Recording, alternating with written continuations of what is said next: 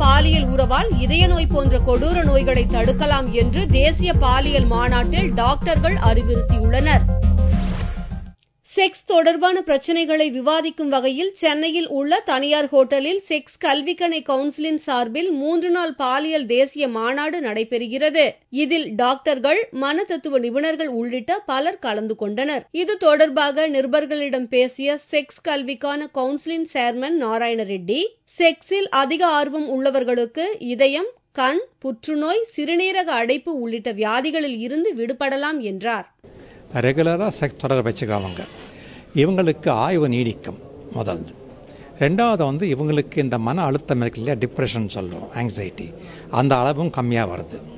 மூணாவது இந்த மூட்டு வலி, ஜாயிண்ட் பெயின்ஸ், ஆர்த்ரைட்டிஸ்ன்னு சொல்கிறோம், அதோடைய அந்த வலியோடைய இன்டென்சிட்டியும் கம்மியாகுதுன்னு சொல்கிறாங்க. இதயத்துக்கு பாதுகாப்பு நல்லது.